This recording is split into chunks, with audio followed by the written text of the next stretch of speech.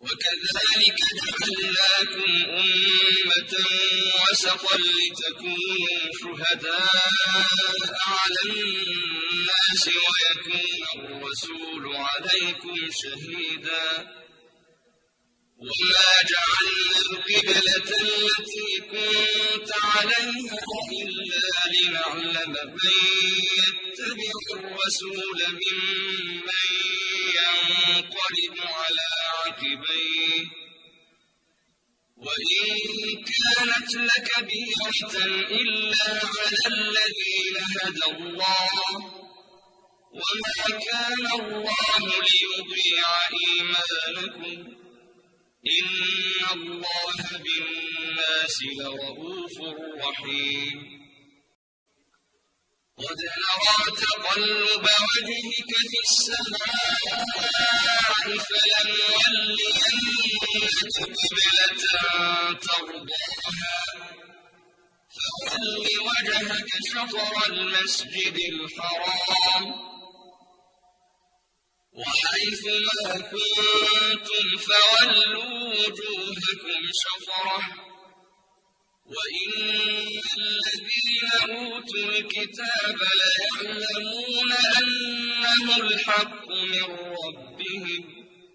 وما الله بغافل عما يعملون ولئن أتيت الذين أوتوا الكتاب بكل آية ما تبعوا قبلتك وما أنت بتابع قبلتهم وما بعضهم بتابع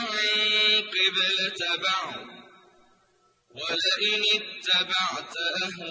أهواءهم من بعد ما جاءك من العلم إنك إذا لمن الظالمين الذين آتيناهم الكتاب يعرفونه كما يعرفون أبناءهم وإن فريقا منهم ليكتمون الحق وهم يعلمون الحق من ربك فلا تكونن من الممترين ولكل وجهة هو موليها فاستبقوا الخيرات أينما تكونوا يأت بكم الله جميعا إن الله على كل شيء قدير ومن حيث خرجت فول وجهك شطر المسجد الحرام وإنه للحق من ربك وما الله بغافل عما تعملون ومن حيث خرجت فول وجهك شطر المسجد الحرام وحيث ما كنتم فولوا وجوهكم شطره لئلا يكون للناس عليكم حجة إلا الذين ظلموا منهم فلا تخشوهم واخشوني ولأتم نعمتي عليكم ولعلكم تهتدون كما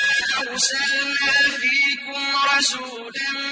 منكم يتلو عليكم آياتنا ويزكيكم ويعلمكم الكتاب والحكمة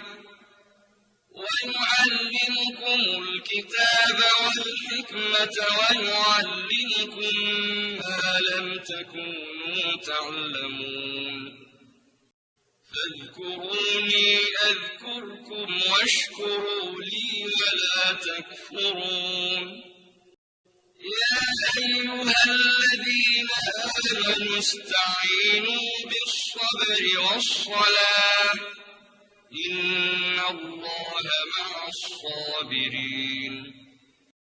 ولا تقولوا لمن يقتل في سبيل الله أموات بل أحياء ولكن لا تشعرون ولنبلونكم بشيء من الخوف والجوع ونقص من الأموال والأنفس والثمرات وبشر الصابرين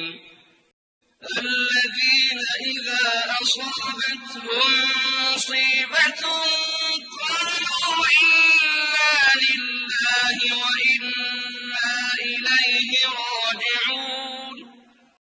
أولئك عليهم صلوات من ربهم ورحمة وأولئك هم المهتدون إن الصفا والمروة من شعائر الله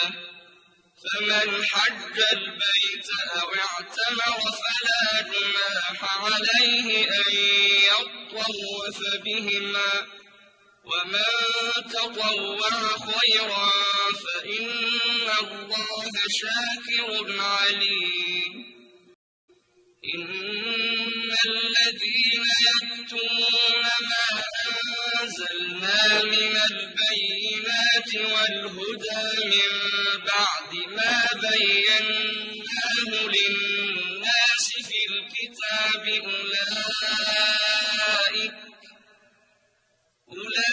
أولئك يلعنهم الله ويلعنهم اللاعنون إلا الذين تابوا وأصلحوا وبينوا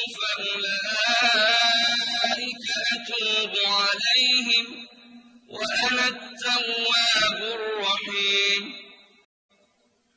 إن الذين كفروا وماتوا وهم كفار أولئك عليهم لعنة الله والملائكة والناس أجمعين